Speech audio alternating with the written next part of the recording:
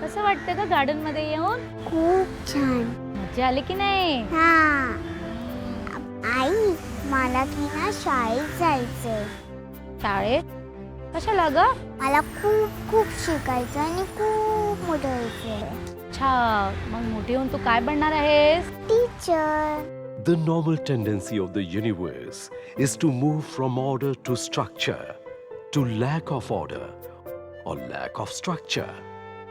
In fact, to mush. The general observation is that we tend to fall conveniently, but to rise, we need some efforts, and those efforts need direction. And that direction comes from previous explorations, studies, investigations, discoveries, research. A delicate mind learns all about it under one roof, school. But can it be supposedly called a mind-making factory? I suppose not. School, a stepping stone to many fragile and vulnerable minds. Minds with sometimes many questions to ask and sometimes no questions at all, but to know and know more.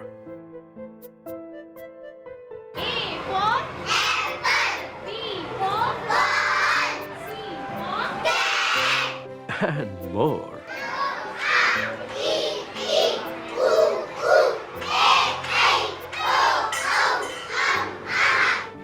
And more.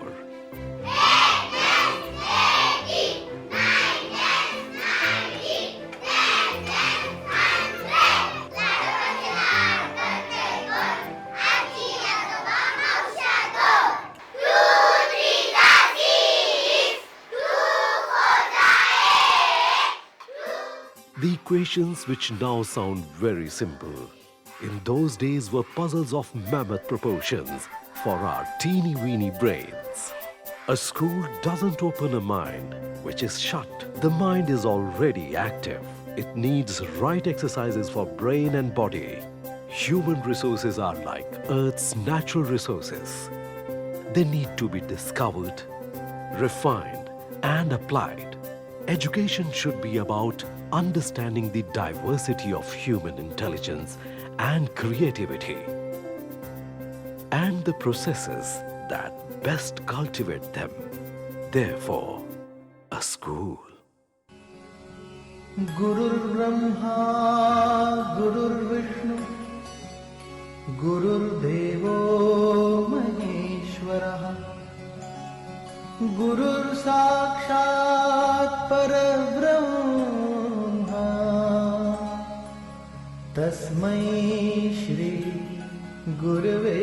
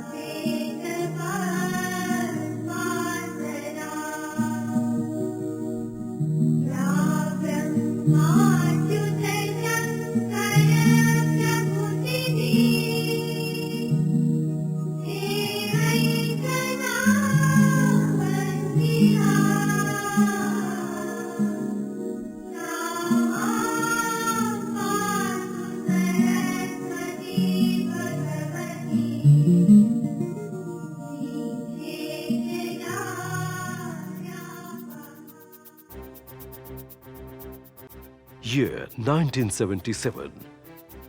The democracy was brought to a grinding halt, and all the fundamental rights and legal remedies protected by the Constitution of the Republic of India were suspended because of emergency. The major churning was happening in that period.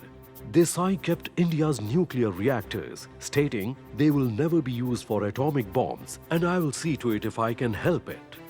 In the meantime, Bollywood kept giving hits like Dream Girl, Cricket. Sunny Gavaskar was shining like the sun. And amidst all the chaos, a structure was erected. Vidya Bhavan. Teach the ignorant as much as you can. Society is culpable in not providing free education for all, and it must answer for the night which it produces. If the soul is left in darkness, sins will be committed. The guilty one is not he who commits the sin, but he who causes the darkness. On 4th March 1977, Vidya Bhavan School started. Any institution is always a cumulative result of direct and indirect efforts of many individuals. As the idea develops, it receives help from many individuals until it takes its final shape. There are always a few key persons who play a commendable role in turning a dream into reality. Shri P.B. Kulkarni, Shri N.S. Muzumdar, Shri K.N. Sherkande. Shri P.B. Kulkarni conceived the idea of building a school in Mumbai. It took him 3 years of unremitting patient work to translate the idea into a concrete shape by the establishment of Vidya Bhavan. A man of determination and infinite energy. Shri Muzumdar at that time was an assistant teacher in Maharashtra Vidyalaya, a secondary school conducted by Pune Vidyarthi Grah. Shri Kulkarni asked him whether he would be willing to go to Bombay to work as the head of the then Bombay branch. Thus, he had a blind date with Vidya Bhavan. 1977 साली जूनमध्ये ही शाळा सुरू झाली. पण तत्पूर्वी मी 2-3 वेळेला मुंबईला आलो होतो. पभने मला काही सांगितलं नाही, फक्त त्यांच्याबरोबर माझ्याबरोबर चला असं म्हणाले आणि त्यांच्याबरोबर मी मंत्रालयात वगैरे हिंडून संध्याकाळी ते ही बिल्डिंग इमारत बघण्यासाठी येत आले. आणि ते मी देखील म्हणजे पाहिलं आणि म्हटलं इथं सगळं दलदल आहे, इथं मच्छर फार आहेत, कसं काय शाळा चालवायची म्हणता इथे. तर ते म्हणाले आता हळूहळू मच्छर कमी होतील. आणि एक दिवस सोनार सर हे सेक्रेटरी होते आणि आम्ही तिघं मिळून पभ मी आणि सोनार असं तिघं मिळून इथं आलो. आणि पभनं काहीतरी काम निघाला म्हणून ते परत पुण्याला गेले आणि आम्ही दोघं इथं राहिलो. आणि आम्हाला झोपण्यासाठी अर्थात ते अजून बांधकाम चालू होतं म्हणून समोरच्या बिल्डिंगमध्ये आम्हाला झोपायला जागा दिली त्यांनी. पण माझा अंदाज होता की मच्छर हे जास्तीत जास्त 10 फूट उंच उडू शकतात, त्याच्यावर उडू शकत नाही. पण आम्ही झोपलो ते 4थ्या मजल्यावर आणि तरी देखील तिथे भयंकर मच्छर होते. रात्री झोपायचं फार कठीण झालं, पण कसे तरी आम्ही झोपलो आणि अगदी पातळ असं पांघरून घेतलं. पण सकाळी उठून पाहतो तर सोनारांचा चेहरा सगळा मच्छराने हे झालेलं होतं. पण मला त्या मानाने मला तो थोडासा कमी झाला होता. तर अशा अवस्थेतून आम्ही ही शाळेचा बांधकाम सुरुवात झाली. Any institution in its infancy requires workers who are willing to shoulder any responsibility ungrudgingly. Shri Muzumdar was the right person to meet the requirement. Mr. Sherkande, a highly motivated young man determined to carve out a way for himself. His administrative ability in organizing the instructional program is reflected in the rapid progress the school has made during the years. His efforts had resulted in getting the prestigious national award of the best teacher by him, and also the students are coming in the merit list, adding glory to their alma mater. It's not how it started. छोटं गाव होतं, मला ते लांब लांब कमी इमारती होत्या, रस्ते नव्हते, या ठिकाणी येण्यासाठी रस्ता, शाळेत येण्याचा रस्ता नव्हता. सगळं दगड टाकायचं, पाणखणीच रस्त्यावर होतं, दगड टाकले, दगडावर उड्या मारत आम्हाला शाळेमध्ये लागायचं. 2-3 टप्पे सांगता येतं मला. एक तर मुंबई शाखेच्या बाबतीत, एक तर इंग्रजी माध्यमाची ग्रँटेबल स्कूल जे होणं महत्त्वाचं होतं भागात. आज फी जवळजवळ 2,000 रुपये प्रत्येक विद्यामागं झाली असल्यावर आज फी मोफत शिक्षण मुलांना मिळतं आहे. त्यामुळं अनेक मध्यमवर्गीय आणि गरीब लोक या ठिकाणी शिकतात, इंग्रजीमध्ये शिक्षण घेऊ शकतात. दुसरी गोष्ट, या ठिकाणी 2.5 एकर जागा संस्थेला मिळाली. त्या ठिकाणी मोठी जागा मिळाल्यामुळे संस्थेला मोठ्या विस्तारासाठी मोठी वाव मिळाला, प्लेग्राऊंड मिळालं. दुसरी गोष्ट, संस्थेच्या शताब्दीनिमित्त आपल्या या ठिकाणी शताब्दीच्या निमित्तानं या ठिकाणी 2008 साली या ठिकाणी सिनियर कॉलेज आपण चालू केलं. BSc BCom, BSc IT आणि BSc कॉम्प्युटर आपण चालू केलं. त्यासाठी आपण 15 कोटीची या ठिकाणी इमारत आपण बांधली. त्यासाठी सगळ्या पालकांचं मोठं सहकार्य मिळालं. संस्थेचे माजी विद्यार्थीचं मोठं काम मिळालं. जे माजी विद्यार्थी बनवलं त्याचं मोठं काम या ठिकाणी मोठं काम चालू असतं. त्याचं मोठं काम या ठिकाणी आपल्याला सहकार्य मिळालं. त्याच्या लाखो रुपये देणे, ते मध्ये लोकांना देण्या, कोणी मोठं देणीदार या ठिकाणी नाही, परंतु मोठी देणीदार आणि आपल्या या ठिकाणी मोठी कामं केलं. आज या ठिकाणी मोठी संस्थेचं शाळेचं लौकिक मोठं आहे.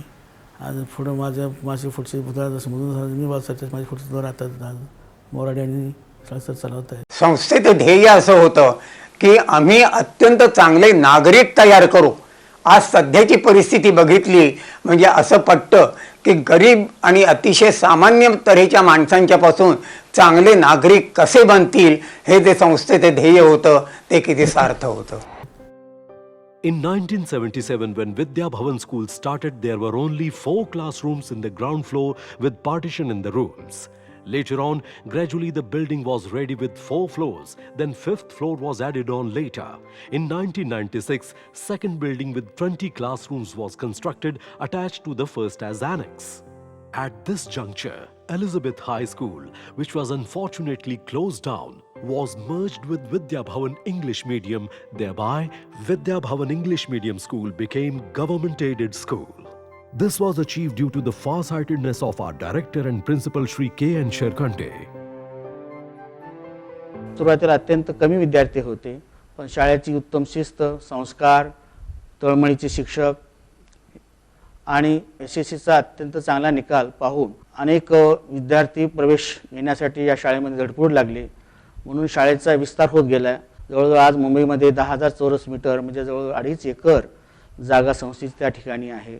नेरूळमधील मध्यमवर्गीयांचं आणि गरीब मुलांसाठी ही एक शाळा आदर्श शाळा म्हणून पुढे येत आहे, याचा आम्हाला आनंद वाटतो. त्या ठिकाणी आपण 11वीचं ज्युनियर कॉलेज आपण सुरू केलेलं आहे, त्यालाही प्रतिसाद उत्तम मिळतोय.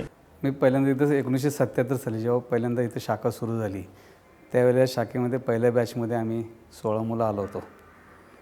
त्यावेळेला आम्हाला सगळ्या विद्यार्थ्यांना इथं जे काही प्रिन्सिपल होते, वजुमदार सर होते, शिरकांडे सर बाहेर प्रिन्सिपल होते, परंतु वसतिगृहाचं काम सगळं शिरकांडे सरच पाहत होते. पण शिरकांडे सरांनी जसं आता तुम्ही पाहिलं की विद्याभवनचं जसं काही प्रगती केलेली आहे, म्हणजे मोठं म्हणतात ना की छोट्याशा जागेतून जवळजवळ आता एवढं 1,00,000 स्क्वेअर फूट जागेमध्ये डेव्हलपमेंट केलेली आहे. त्याचप्रमाणे प्रत्येक विद्यार्थ्याच्या आयुष्यामध्ये सुद्धा त्यांनी त्याच प्रकारची डेव्हलपमेंट केलेली आहे. The first batch of SSC consisting of 12 students appeared for the SSC board examination March 1980. Gradually and steadily, the strength of the classes and also of the staff increased proportionately.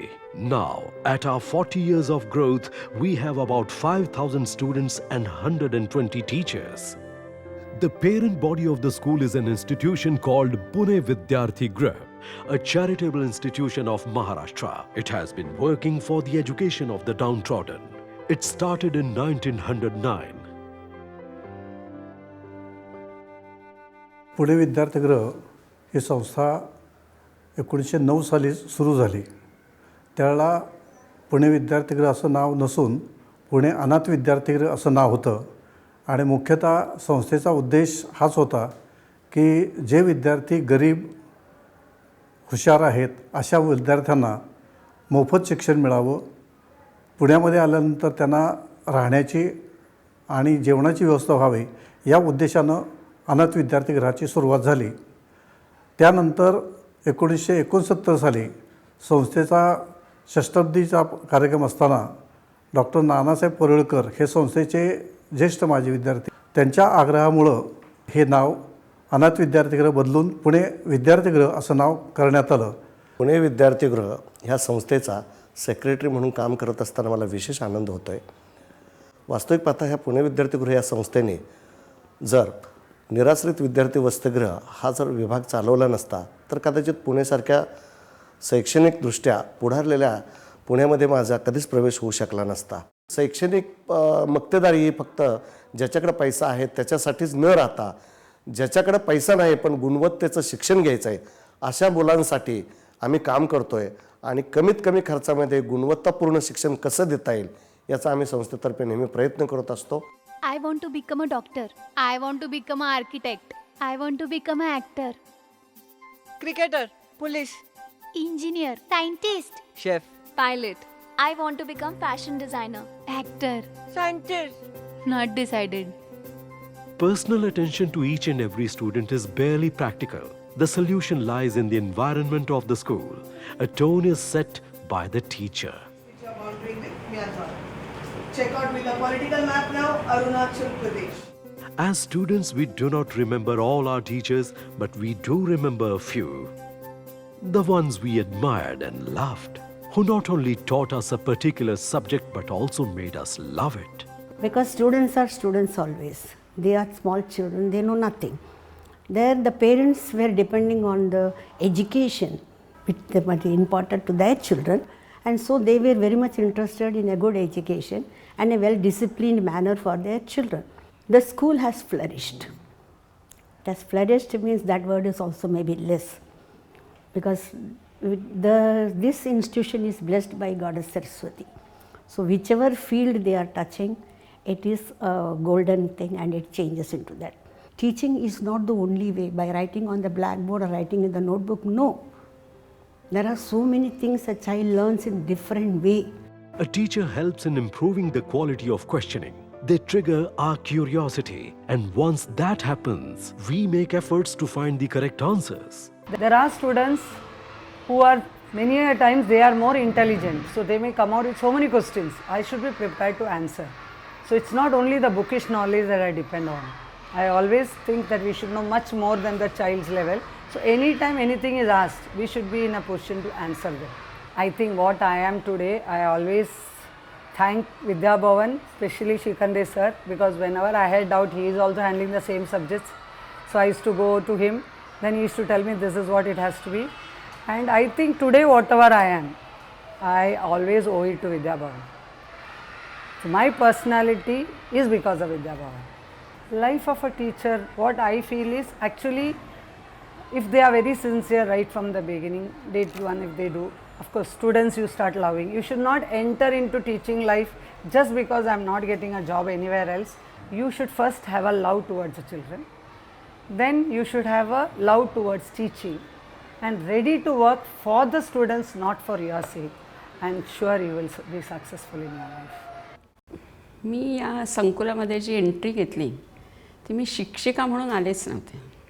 मी माझ्या मुलाच्या ॲडमिशनसाठी इथे आले. मुलाची admission घेतली, प्रवेश घेतला आणि लक्षात आलं की इथे शिक्षकांची सुद्धा वेकन्सी आहे. मग दुसऱ्या दिवशी येऊन मी ॲप्लिकेशन दिलं आणि लगेच सिलेक्शन झालं. अगदी विद्यार्थ्यांच्या बाबतीत सांगायचं झालं तर सुरुवातीला म्हणजे 40 वर्षाचा जर आपण कालखंड लक्षात घेणार असलो तर त्या काळी आजच्यासारखं सराउंडिंग नव्हतं. त्याच्यामुळे विद्यार्थ्यांचं जे परिसराचं ज्ञान आहे ते थोडंसं कमी नाही म्हणू शकत आपण, पण आत्ता इतकं प्रगतसुद्धा नव्हतं. त्यामुळे विद्यार्थी आणि शिक्षक यांचं नातं जास्त आत्मीयतेचं होतं. जसा जसा काळ पुढे सरकत गेला विद्यार्थी संख्याही आमच्या इथली वाढत गेली आणि विद्यार्थ्यांचं जे सराउंडिंग आहे त्यातही खूप बदल झाला. मुलं खूप मॅच्युअर झाली, त्यांना वेगवेगळं ज्ञान मिळायला लागलं. पण त्याचबरोबर आमच्या इथे येणारे शिक्षकसुद्धा तेवढेच प्रगत, हुशार आणि विद्यार्थ्यांची त्यांच्यासाठी झटणारे असल्यामुळे आम्हाला तसा कुठलाच फरक जाणवला नाही. मी BEd केलं आणि मग मला असं वाटायला लागलं की विद्यार्थ्यांना घडवणं हे फार मोठं काम आहे आणि इतर ठिकाणी काम करायचं तर त्यांच्यापुढे निर्जीव गोष्टी असतात सगळ्या, पण टीचर लोकांच्या समोर एक जिवंत मुलं आणि त्यांना घडवण्याचं एक फार मोठं आपल्याला त्याच्यात काम करायला मिळेल. माझा फेवरेट सब्जेक्ट मराठी होता, पण मी BSc असल्यामुळे सुरुवातीला मला विज्ञानच शिकवायला मिळालं आणि नंतर मात्र मी मराठी MA केलं आणि मग शेकांडे सरांनी मला मराठी शिकवायची संधी मिळाली. मी पहिल्यापासूनच मला साहित्याची खूप आवड होती, पण विज्ञानही शिकवायचं होतं. पण त्यामुळे झालं छान की भाषेचा गोडवा विज्ञानाच्या चौकटीत आला आणि भाषेला मस्त विज्ञानाची चौकट मिळाली आणि दोन्ही विषय मला शिकवायचं जी माझी इच्छा होती ती पूर्ण झाली.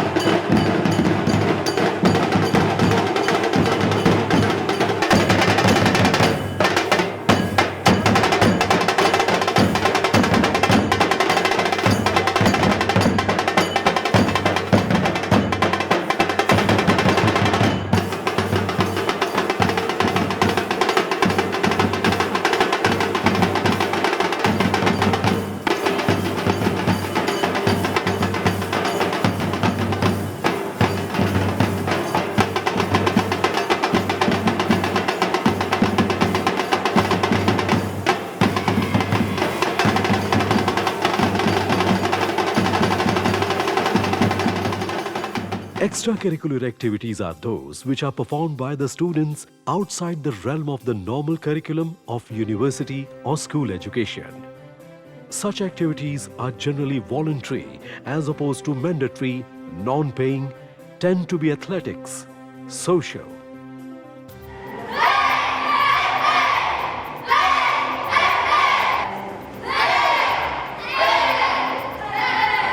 and philanthropic, as opposed to scholastic and involve others of the same age. Some students discover their unique ability or talent in such activities. They get to know about themselves and their personalities. These activities play an important role in developing a creative aspect of the child because creativity is as important as literacy and they both need to be valued. A child needs an all-round development. Some like to draw, some like to dance, some like to sing, and some like to have games.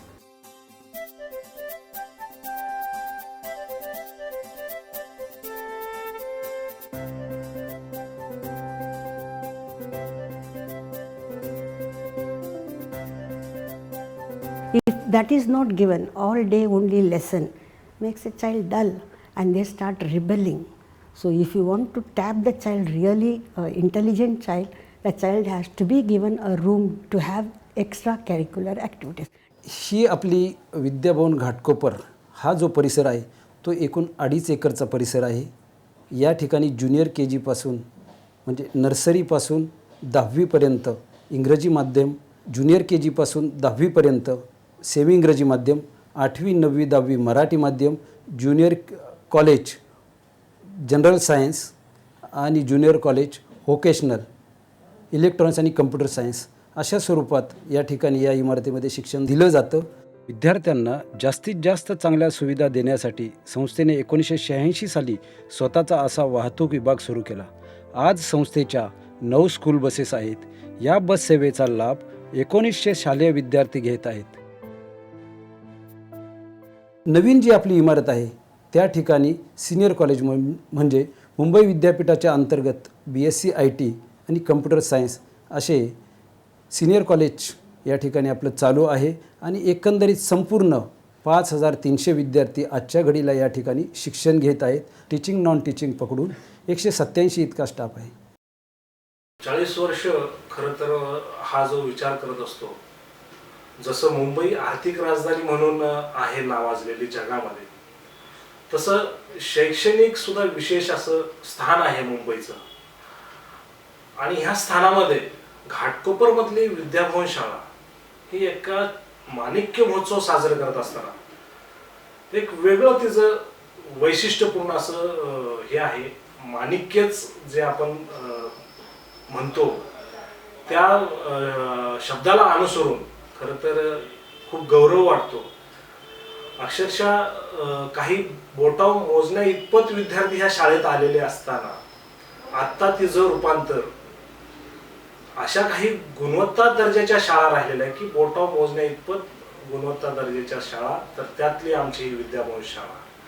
अशा स्वरूपात ह्या 40 वर्षाचा प्रवासामध्ये इथले गुणवान खरं तर शिक्षक, ज्यांनी शिक्षकांनी विद्यार्थ्यांना अतिशय मोलाचं मार्गदर्शन की समाजाची गरज ओळखून समाजाला अपेक्षित पिढी घडवण्याचं कार्य, देशाच्या मनुष्यबळाचं कार्य हे या विद्याभवननी अतिशय मोलाचं कार्य केलेलं आहे. अशीच वाटचाल संस्थेची पुढेही चालू राहावी आणि त्याकरता माजी विद्यार्थ्यांनी आणि समाजातल्या देणगीदारांनी या संस्थेकडे जास्तीत जास्त मदतीचा हातभार लावावा आणि जे प्रकल्प आम्ही मनात ठेवलेले आहेत पुढील काही वर्षामध्ये पूर्ण करण्याचे जो एक संकल्प सोडलेला आहे तो संकल्प पूर्ण करण्याकरता आम्हाला म्हणजे संस्थेला मदत करावी अशी माझी सर्वांना कळकळीची विनंती आहे.